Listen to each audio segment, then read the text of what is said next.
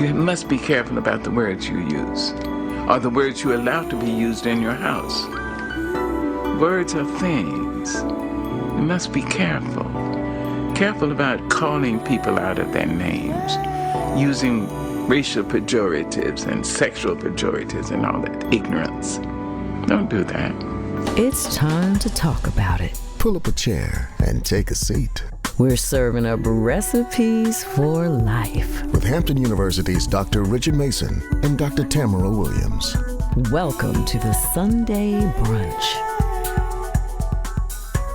This is Dr. Tamara Williams. And this is Dr. Richard Mason. And welcome back to the table for another edition of Sunday Brunch with the Good Doctors. The good doctors, for sure. How you doing, my sister?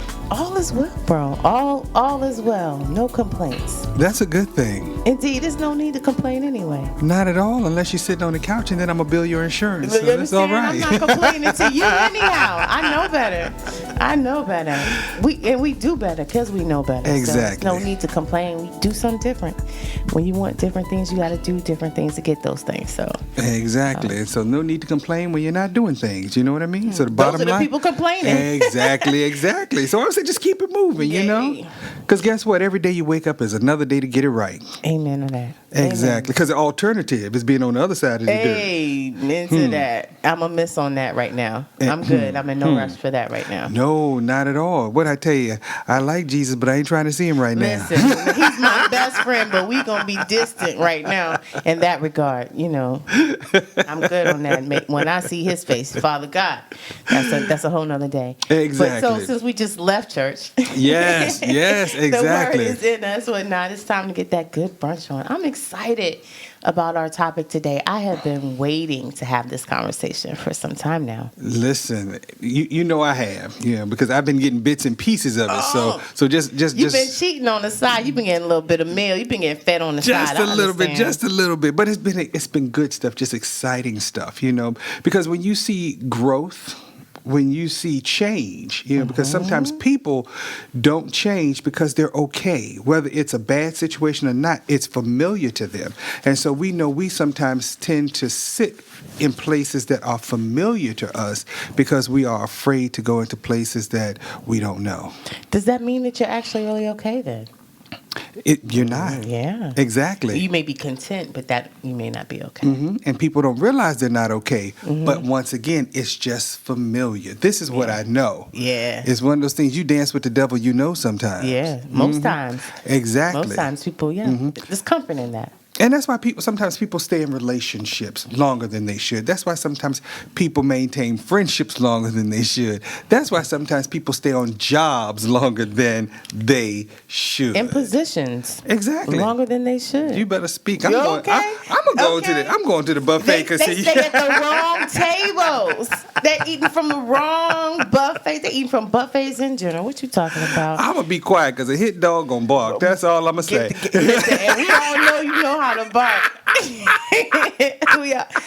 But I love the fact that we get to have real conversations at the table, necessary conversations at the table, and people think that because we have our doctorate degrees that things just kind of jump off us or miss us, but we are real people, just educated people. Exactly. And it doesn't mean that life doesn't happen to us. It's just that we're called to understand it differently, meaning we're going to research it. We're going to try to do better because we know better, or at least we should.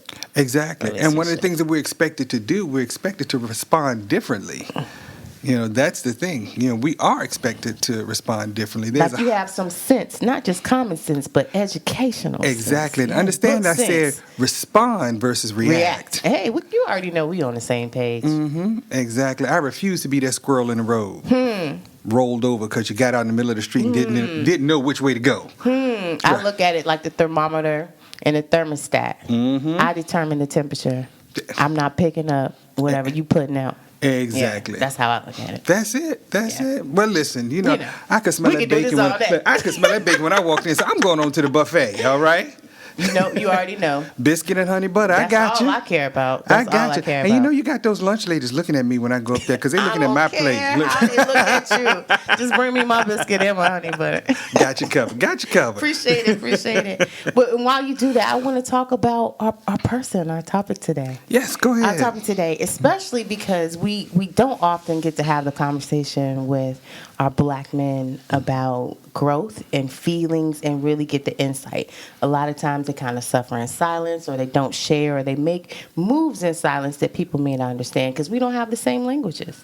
Exactly. And so the last time we had this guest here, he was sharing with us about how the difficult relationship he had with his father was manifesting later in his life in many different ways, and how much it played a part in why he refused to be a bad father to his kids, and why he always wanted to show up in ways that he felt that he had been left out, growing up.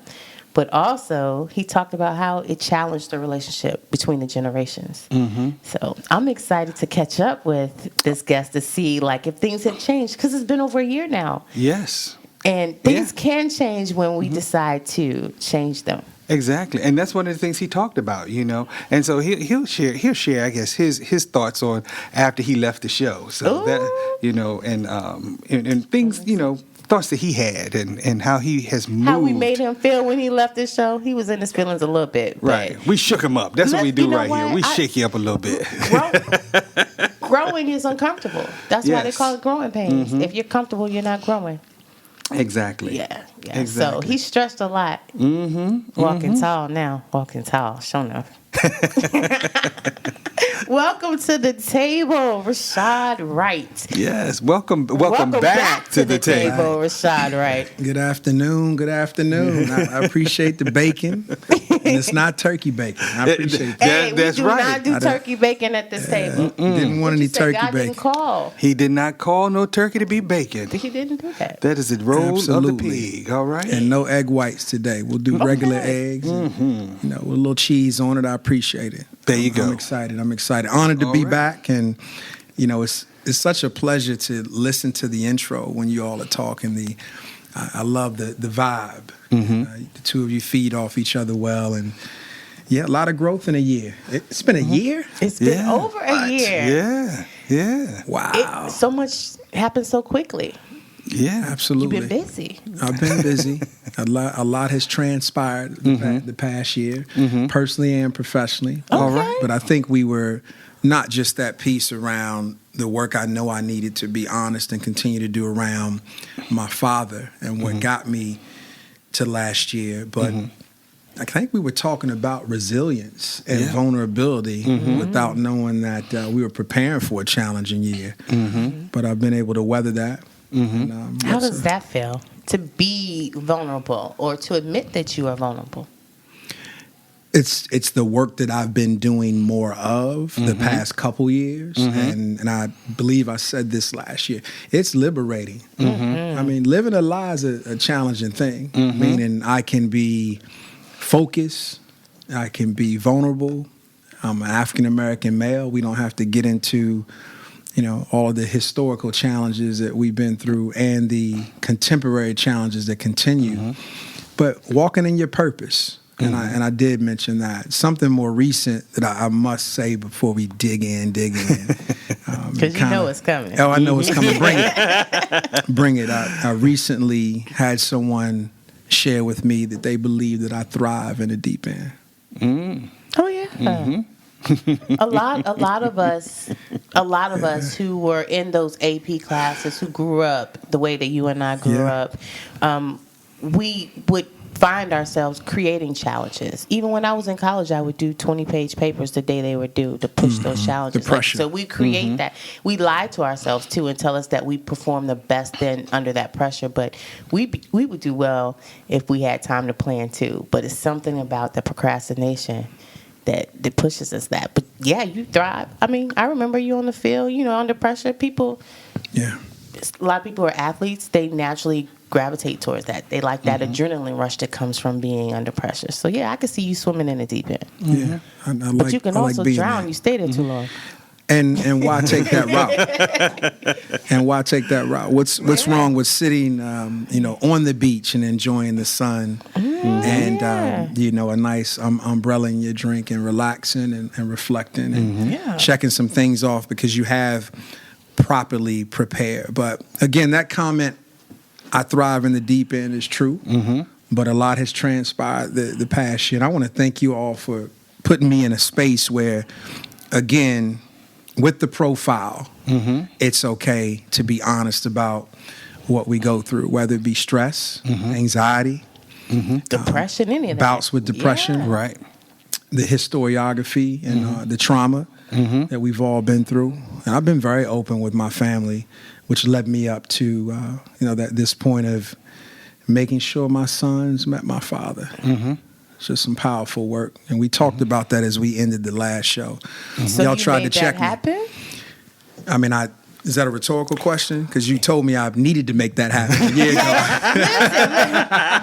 Look, we prescribe many things at the table. It don't mean that people gonna eat from the buffet or the food that's there. We try to do our best to encourage people, but at the end of the day, everybody has to make those changes or decisions for themselves, and it takes work, right? It's not easy, and it's something you've never done before. It can be a little scary, it could be a little frightening, and it's no race in the sense. Like, we wanted you to do that, but at the same time, we understand that the race ain't never been given to the swift, but the one that endures to the end, right? So we don't know what that timetable look like. We're glad it happened within a year, but progress don't always happen in a year, right? Let's back up, because some people may not know the story. Just give a little bit, kind of give us the brief version of some of your background, so they don't have to go back on the Audible app and try to listen to last year. Right, exactly. That might be a challenge for some people.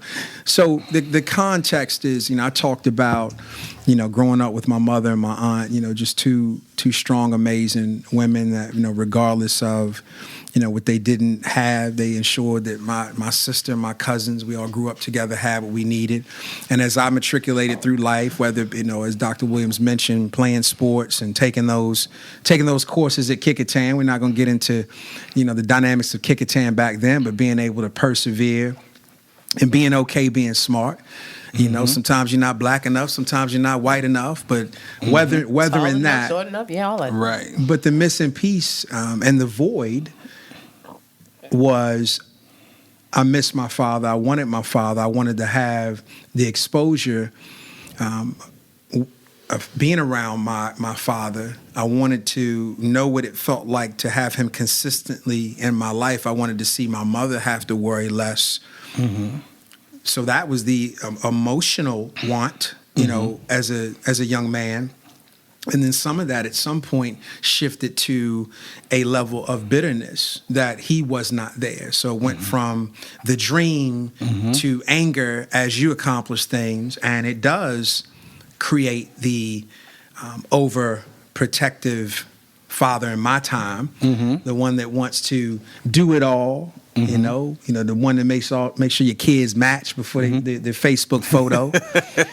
I still feel like that's important. Oh, that's important because we had to be matchity. Yes. And my boys can't stand it. But what I did know about me is that I was still masking and suffering around the lack of that relationship, to the point where I've always gravitated towards, males as my mentors, whether it be when they got the Hampton University, you meet them at Bible study on a Wednesday at Dr. Judy Braithwaite's house, back off of With Parkway. That being not so quite Dr. Rick Mason back then when he was at HU. So you gravitate towards people that see you, that look like you, successful, positive black males, but the biology wasn't there. Right. So you can work to have... You're able to see some of those relationships that other people have, and you're like, that would have been great. That would have been great. Then you get your friends that say, hey, my father wasn't around. Why does it bother you so much? Well, because I'm me. Right, Yeah. right. The things that bother you, bother you. This is something that bothered me. So to start owning that the past 2 to 3 years and to wonder how it, positively impacted my relationships, negatively impacted my relationships, positively impacted my marriage, negatively impacted my marriage at the time. How I see the world. Did I give up on, fathers altogether? But again, I just needed to know that my lived experience around this topic should not dictate the lived experiences of my children. So what we did a year ago is we had to check me. That was a me issue.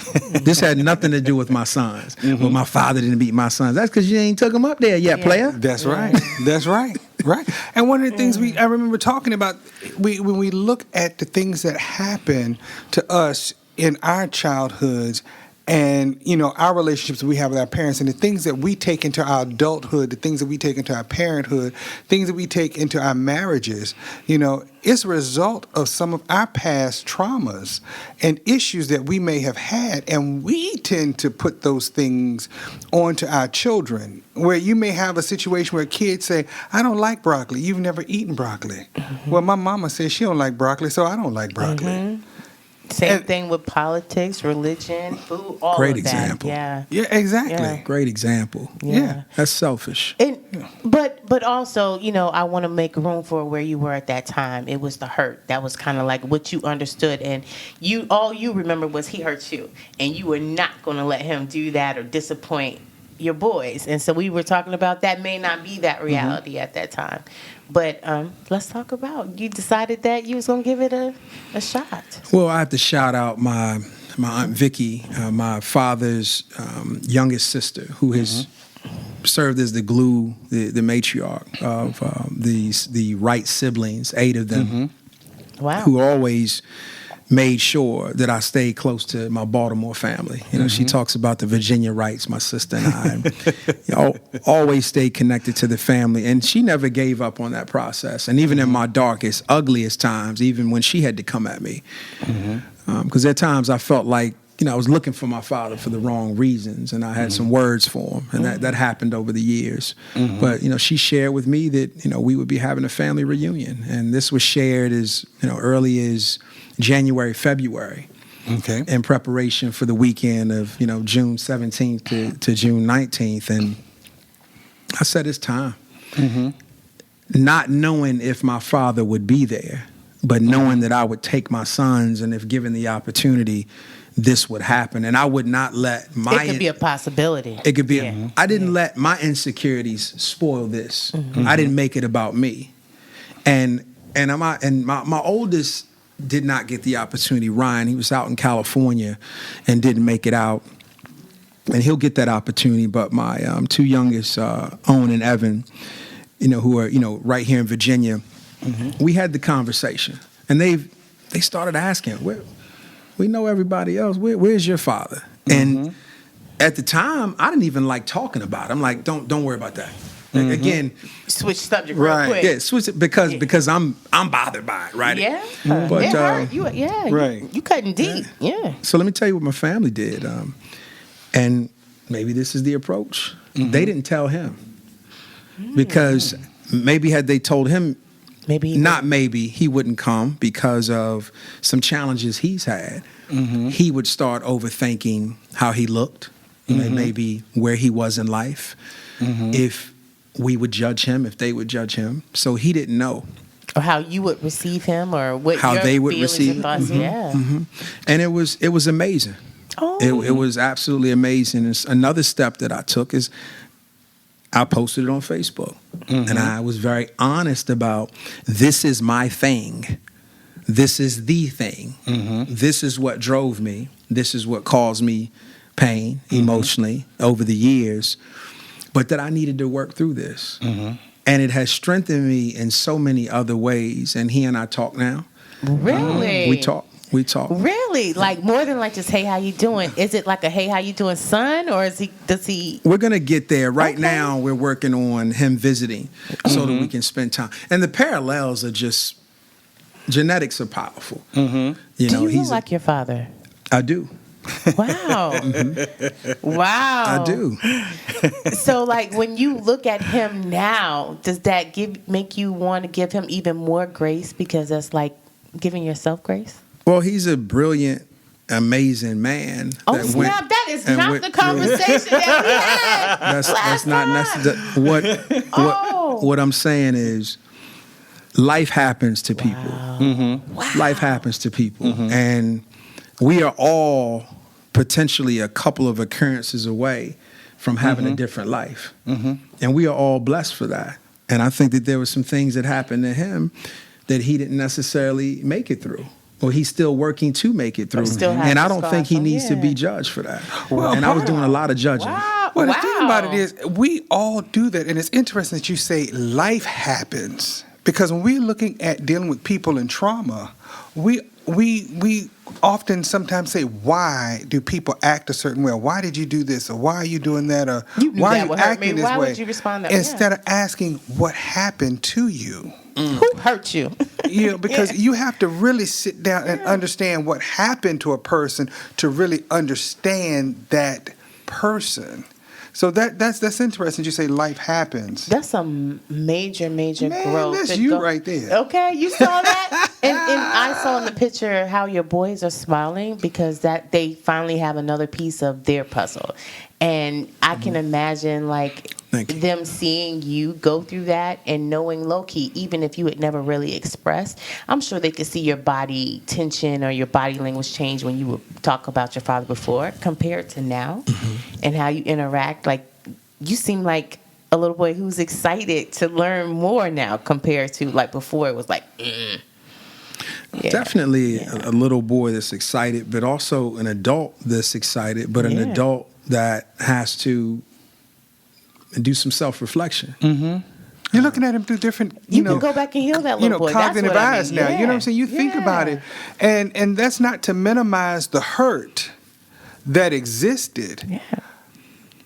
It's just now you're at a different place to understand how you turn some of that hurt into triumph by who you are today.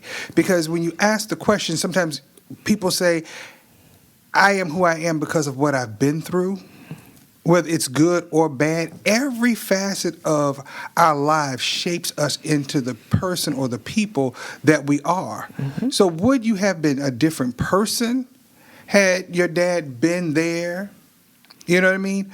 But this was the right time. Exactly. This was the right time, and that's why you have to always trust the process. Trust the process, and I don't want to make this about gender, but it's the world that we live in. If I know that my mom made the right decisions with regards to the relationship or lack of a relationship with our father based on where he was at that moment.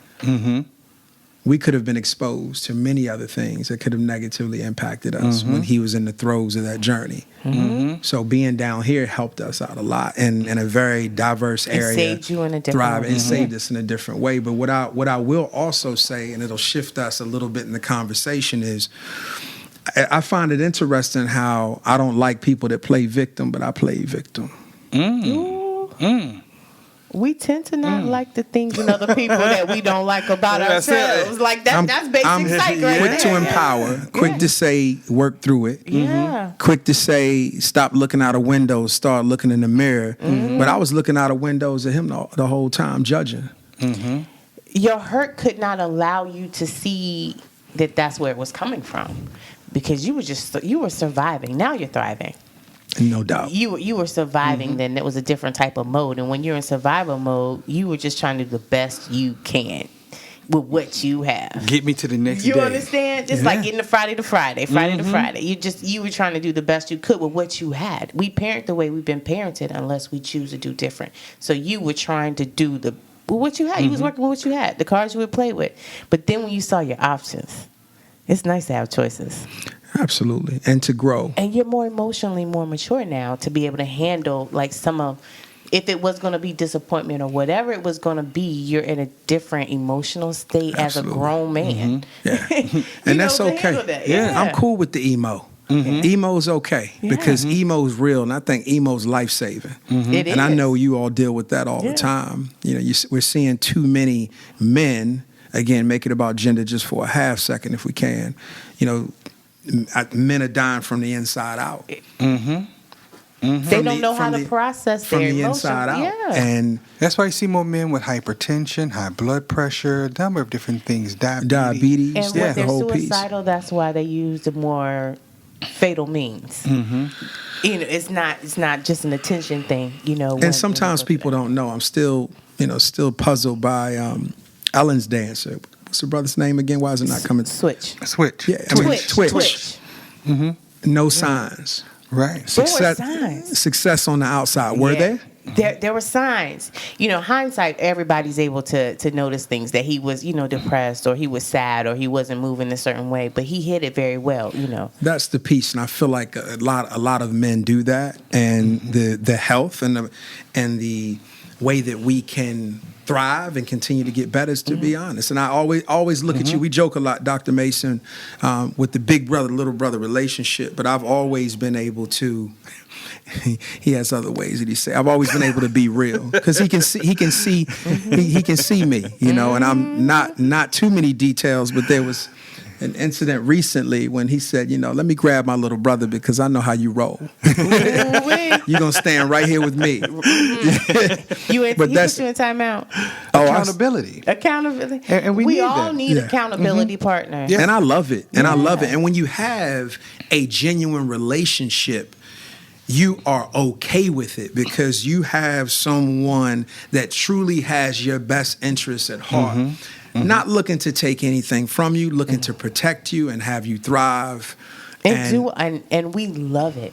Yeah. When we see other people do well, like there's some people who have that spirit of abundance. Like the spirit of abundance says I like that. Spirit of abundance. When I have it, there's more out there for everybody. There's enough out there for everybody. That spirit of scarcity means like if you have it, I can't have it, which means I'm coming for you and what you have. Like it's pie. Always say like it's pie. Right. There's not enough for everybody. Yeah. There's enough for everybody to do well. It is. And when you surround yourself in circles with people who have that spirit of abundance, they want to give to you. They want to build in you. And when you do well, they get excited. It's like they're winning too, even though it has nothing specifically to do with them. They just like to see you do well.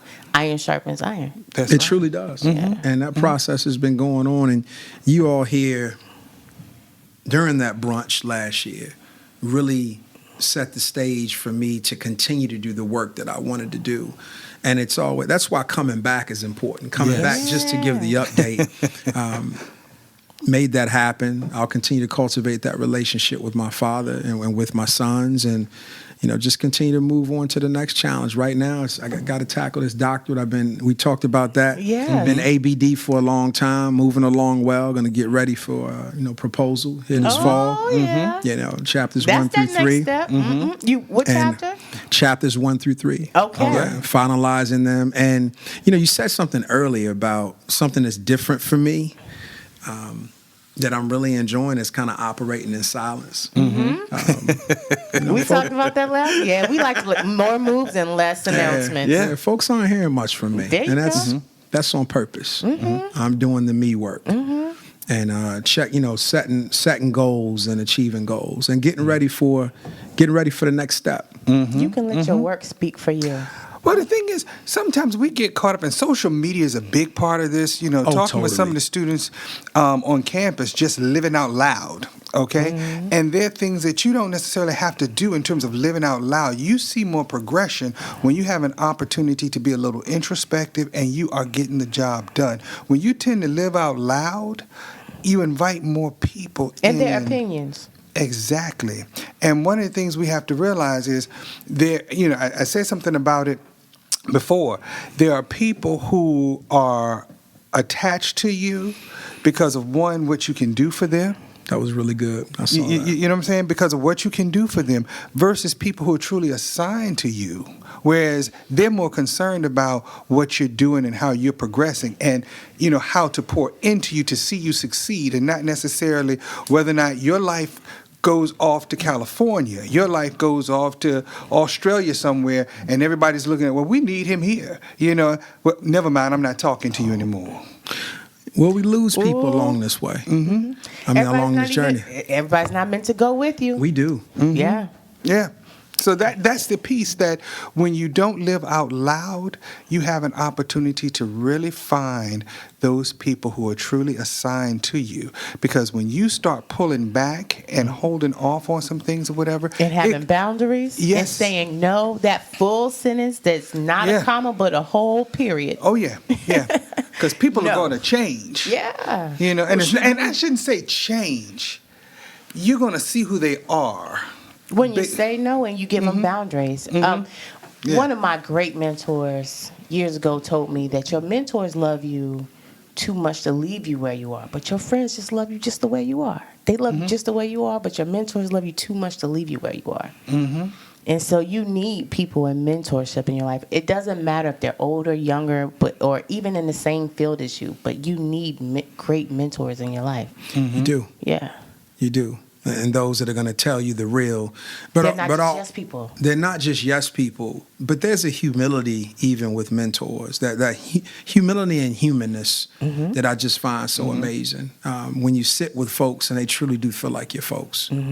They truly, you can show up as you are. You know, you can walk into the office pre-recording and run all up in the office down the hallway acting crazy, and they just know that's who you are. I'm not saying that happened today. Right.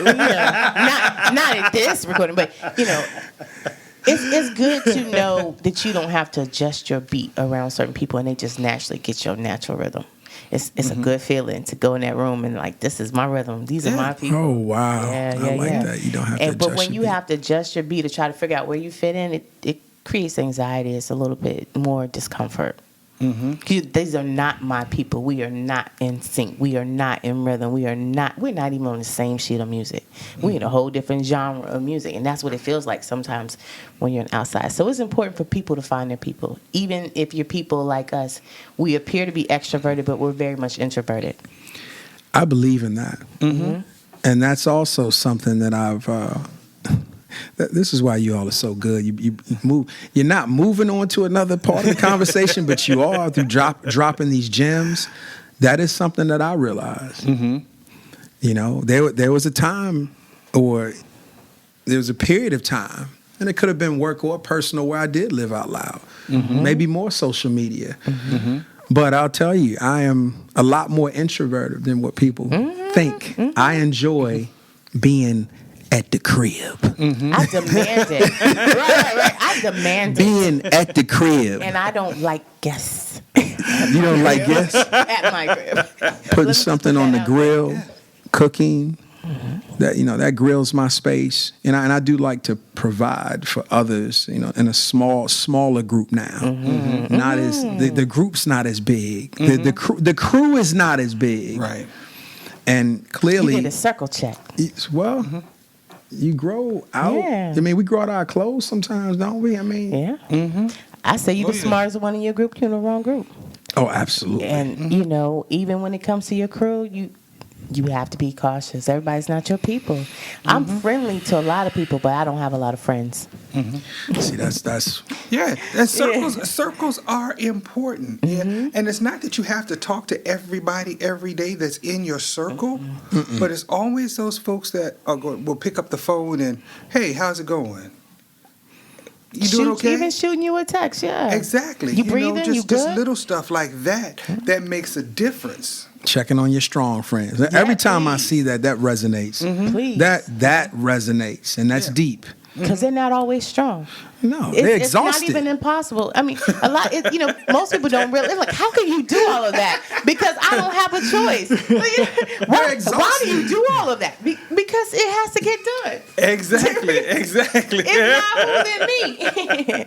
But that it's important to also have friends that you can be honest with and say, I'm tired, or I'm exhausted, or I need help. Because a lot of the people who are the strong people tend to lean on them. They don't really have people to lean on. Yeah.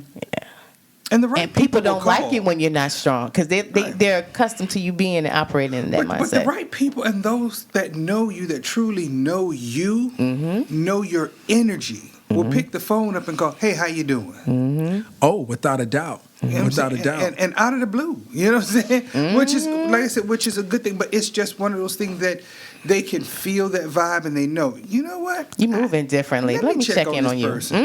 Yeah, and so those are the people that you really need in your corner. You know, like I said, you may not talk to them every day, but those are the things that we need. And so even as we look at, from a gender perspective, as black men, we typically, one, as we said before, we don't discuss our emotional side of things.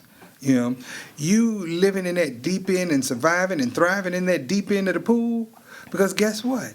That's what we do. That is what we do. As black men, we solve You're not talking about how you problems. choking. No, The water as you taking it you in, solve right? problems Yeah. and you endure, and that's what being in that deep end is all about. Not even realizing that if I just swim to the shallow end, I can walk I can out. stand up. Okay. I can stand up, I can put my feet down, and I can look up out of the water and give yourself commercial, right? You ever seen examples or experienced examples as someone that's going? Like the Energizer Bunny. Going. And if you stop to do something for yourself, you got people in your life that have the nerve to tell you being selfish. Oh no, self-care is not selfish. We preach No, let me that. say that one more time. Y'all didn't hear me, T. Yeah, self-care is not selfish. No, Yeah. You provide. You love on people. you understand? You do for people. Check. You're actually thinking about the experience of others. But as soon as you go to do something for yourself, That you're you called. don't even need permission for. You don't need permission. I have to ask permission to make sure that I'm good to go. And then when I go do it, I'm selfish. That's usually why we tell people after we've already done what we've done. If we tell them at all, we make more moves, less announcements. Because I don't. When I pay my bills, your names are not on it, and I didn't ask you for Come on anything now. at that time or permission then. So whatever I got to do to make these things keep going, as long as it's legal and within the means of Jesus Himself. Who are you to question anything? Sometimes moving in silence is It's healthy for everybody. it's therapeutic. 100%. It's very therapeutic. Not everybody needs to know, you know, what's going on. And sometimes, like I say, just pack up, get away, go. Yeah. And next thing you know, they look, where you been? Minding my And we business, talked about tending to that the even with business writing. that pays me. Exactly. I said I Absolutely. was doing more of that this year. I have definitely done more of that this year on purpose. We have to be purposeful about what we want to do. That's what a purpose is. Be purposeful about our peace. Yeah. Purposeful about our peace. And your peace may mean that might be some folks that aren't at peace with you in the way you're making those decisions. I promise you Because they will they're not be at peace. they're not benefiting anymore. I promise you they will be not at peace at all. Right. Because they're accustomed. One of my mentors told me it's like the equivalent of being an iPad, being used as an iPad to prop open a window. We shouldn't even use books that way. That's not what books are purpose for. But you using an iPad to prop open a window, as long as you're working in somebody else's purpose, it's like every day you dying, you walking in somebody else's purpose. But you're being used for real and not really used in your purpose. Try to step away and see what happens. And I'm telling you, then they say, what kind of iPad are you? What kind of iPhone? They question your legitimacy at that point. What kind of friend are you? What kind of father are you? What kind of husband are you? What kind of, professor are you? Those are called contingency bonds. That's nice how you put it. We call it something else that you will not say on the I'm gonna go get me another plate of bacon. So I want See, What do you call it, Doc? Doc, what do you call it? Clean it up. Just clean it up real quick. No. But I'm gonna tell you this: it gets into peace, okay, and finding your peace. And one of the things that I've had to look at through the years in dealing with people, I'm the same person in season and out of season. And sometimes people who don't understand me, they may say, oh, he's this, he's that. But guess what? I've told you my truth, and that's the only thing I can live by, is to tell you my truth. I'm not going to tell you what you want to hear. I'm not going to be who you want me to be. I'm going to be who I've been called to be, because that's where I find my joy.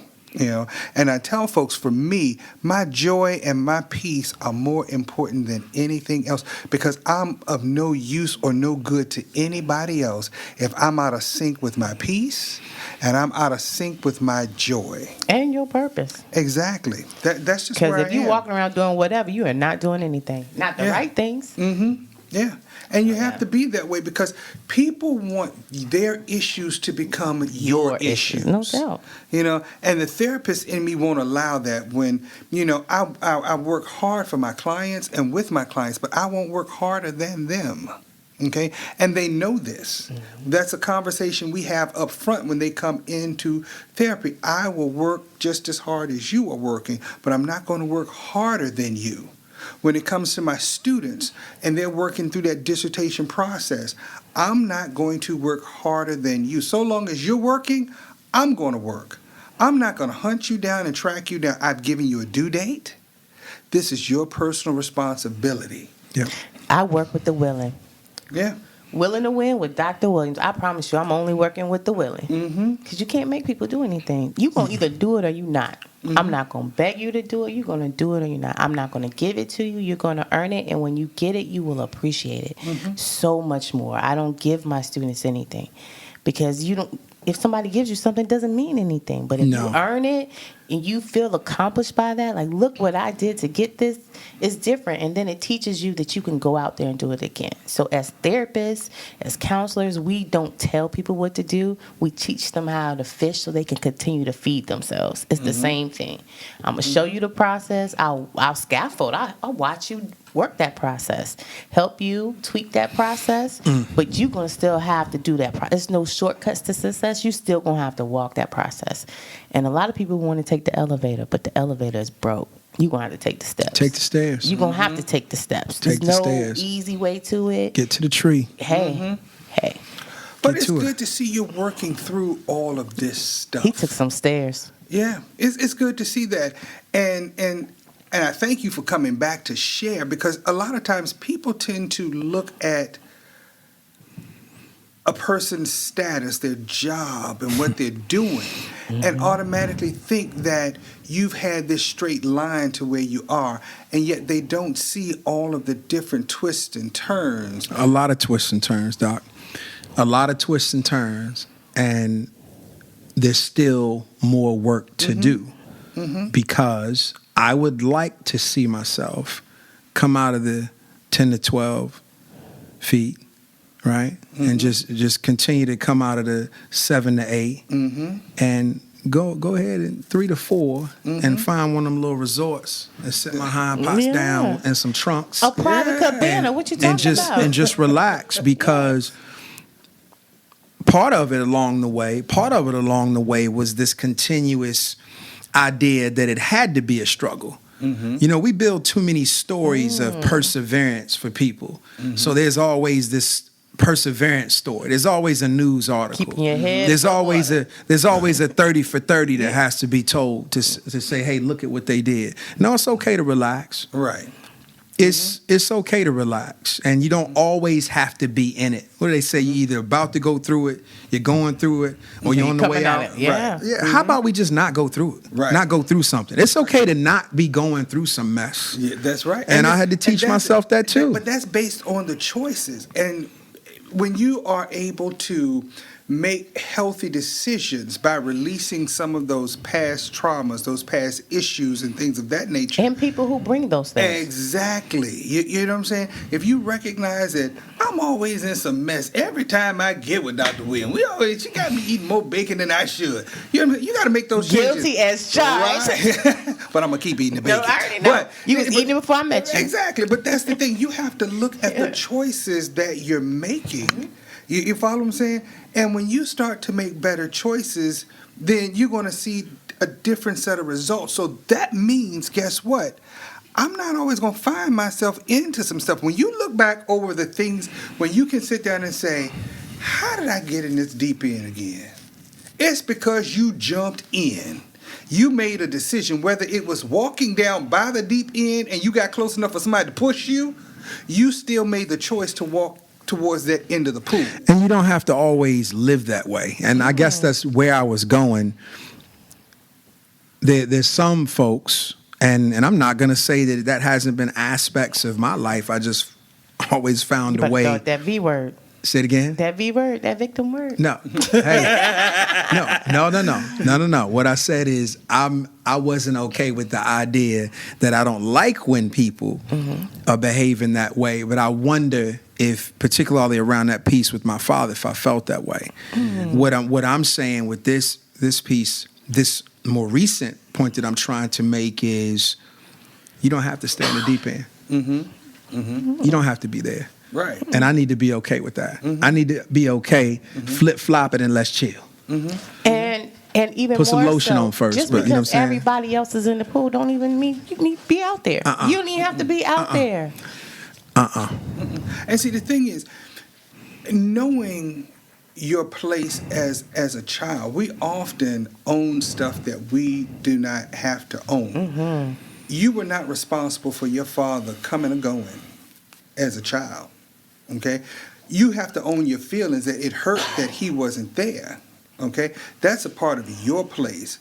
However, guess what? As an adult, you look at that and say, that wasn't my cross to bear. Yeah, I had that wasn't no me. control over No that. control. Exactly. No Yeah. control. Yeah. But Say I your can change piece. what my sons do. There you go. Hey, Say and your you've changed piece. your behavior. The things that bothered you, you've made a point to not do those things. 100%. The things that you wish you know. Now, let me tell you what I want to see the next photo. I'm just putting this out in the atmosphere.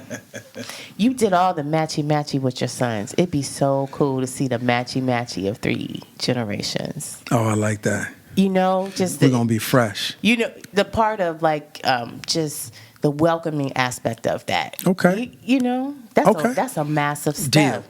Massive step. Deal, Doc. You're going to get it. Yeah. You're going to get it.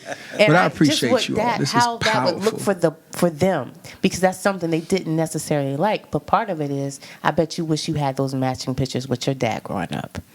Ooh. And so, you know, now you'll be able to talk to that little inner youngin and say, yeah, we got these pictures, and then my sons are part of this too. She always Damn try right. to hit you with the deep stuff towards the end. And then this She time, always try to hit you with drop a gem. listen, and this time Ryan's gonna be there. Oh, yeah, that's what's no gonna question. make the picture complete. No doubt. Yeah, I'm going for to work sure. on that.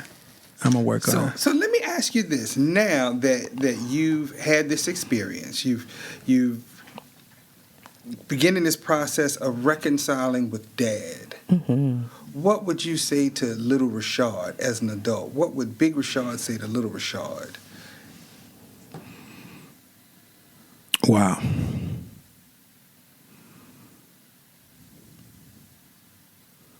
I like that he's thinking about it too. Just because he wasn't in a position to tell you he loved you or show you he loved you, he did. And you were covered the whole time. You are okay. You were good to go. You were good to go. And that's the part that I piece felt that. that. Well, that's when we look at the feelings and emotional side of things. It's ironically went straight to love, because that's one of the things that really drives the issues with our black men. When we have situations that Dad wasn't in our lives, something was going on or whatever, it all centers around, I wasn't wanted, I wasn't loved. You know, we've had people that have been adopted and have been on the show with us, and that's one of the hallmarks that they talk about. Why was I given up? Why did you keep the other kids? Why did you choose to give me up for adoption or whatever? And it's just been so many different things, but it all centers around that whole love and belongingness and having that connection, you know. And Feeling incomplete. Exactly. Yeah. Feeling incomplete. And I think I always thought it would be easier, but I don't like things that are easy. So it's You mean easier if you had your father? easier that life would have been easier. There would have been more completion and more of a compliment in my life. But I had everything I needed. My mom and mine did a great job. My other aunts did a great job. My multiple mother figures did a great job. Those male figures did a great job. Your mentors. My everybody mentors you did a tell- great job. My yeah. teachers did a great job. And Coaches too. Coaches, Yeah. coaches did a great job. And guess what? The universe did too. That's another thing. And I've been covered by God and, Jesus Christ. And You have I've a been story. blessed. Yeah. I have a story, and I am walking in my purpose. And like I said last year, I'm comfortable in my skin. That takes a while for folks too. Knowing who you are. This is just, and I'm sorry for the informal language and colloquialism. I am who I be. Oh, okay. Okay. We can deal with that. Yes. You always think somebody gonna say a curse word. No. Why she always think? Listen, what you need to know about me is I used to be a psychologist in a prison. It's not too much. Why she hold her breath, Doc? Why she hold her breath? Look, Did you see how deep that was? I was like, but she's like, what is he about to say? No, it's real. When people hit their feelings, I believe that everybody's entitled to have their feelings. It's not our feelings that get us in trouble; it's what we do with them. And so I know that it's Made some nothing. mistakes. It's nothing above anybody to feel or think things. But some people are more we make some comfortable saying mistakes. things than other people, and you are comfortable. And I love that comfort. But sometimes you play too, and I don't know which one. This is what happens when you've been around each other since middle school. Yeah, long time. She's been around me since middle school, cutting the rug. Look at the superlatives. Like he ended up being the principal of what? I mean, all them timeouts I wanted to put you in. I stayed in timeout. I live in time. I'm still putting myself on timeout. In timeout, excuse me. And it's needed. I know you need to be in timeout. Let me call the other Dr. Mason. Okay. You probably gonna be in timeout when you get home tonight. As soon as this mic gets shut off, we going straight. Both of us going straight into timeout. That's where we live, on the edge. There's too much room everywhere else. Oh, I love that. Still in that one. Yeah. We live to the fullest in that moment, and so I'm just so thankful that you came back to give us No doubt. Sneak peeks of your moments and your growth, because it encourages other people that it's never too late, and that we should always continue to grow in all the different stages of our life. So I can't wait to see more growth. Oh, We're thank gonna you. have a reunion coming up in a few years. It's gonna be a lot of growth. Yeah. I'm just honored that you all would have me on the show again, and that you would contribute to my life and the life that I can give to those closest to me. Obviously, my sons and my immediate family, and this is wellness. And what I would say to everyone that listen to this show and have had the opportunity to participate, lean in because you leave feeling better. And we need that in order to be the best version of ourselves. So I'm getting y'all I'm don't charge glad me. that you- Y'all don't charge me because I'm getting free counseling up in this tip today. He's like, I'm coming back. Yes. Yeah, when you leave better, you leave that for our community too. So that's No the part question. of why we do what we do. We can reach a lot of people in a shorter period of time, and it makes our community better. Yeah. And we need that. You know, there's some pieces of our personal lives, but also just as a community, there's some healing that needs to happen. There's some past traumas that we need to get past. Yes, we do. And I tell folks, the reality is COVID really brought all of that stuff out, because guess what? We were faced with having to sit with ourselves longer than we normally would. And some other folks too. Exactly. Having to sit Listen, there's so many people who stopped seeing one another after this COVID. that's They a had to whole make- nother show. Yes, they had to make some changes and some shifts. And some moves. But that was it. We Yeah. we really don't face ourselves as much as we should, and that's a part of the reality that we need to really begin to look at. And how do we begin to change our own narrative and where we are? And the reality is, we've got to face our past. As some of the Lean old in. folks would say, we got to face these demons. You Yeah. know, Lean and in. sometimes when we look in the mirror to find those demons, we realize that it's us. It's And- not always everybody else. Exactly. We've got to clear that air and get those things out. And sometimes that means you got to have a good cry. You got to own those Please feelings. cry. You've got to own those emotions and stuff like that, or whatever. And once you begin that process, that's where the healing can begin. And we'll see a change in this community, I do believe. I strongly believe. And I know it's possible. Yeah, when you normalize having feelings and getting help to deal with those feelings. Exactly. And tell the truth. Please Please. Tell the truth. Put it out on the table. You'd be surprised the resources that are out there to help you navigate your truth. So yeah. So love y'all. Meaning that. So it's been good. It's definitely been good, and definitely love you, my brother. The feeling is definitely mutual. It's always love at the Sunday brunch table. Did we behave? Because I know you. Yes, thank you so kindly. I appreciate your concern. That's all right. That's all right. Well, I am Dr. Richard Mason. I'm Dr. Tamara Williams. And thank you for joining us right here on WHOV Smooth 88.1 FM. The essence of HU. Keep your fork. Someday we'll be able to measure the power of words. I think they are things. I think they get on the walls. They get in your wallpaper. They get in your rugs, in your upholstery, in your clothes, and finally into you. Thank you for joining us at the table. Tune in next Sunday at 1 p.m. for more delicious topical recipes for life on the Sunday Brunch. On Smooth 88.1 WHOV.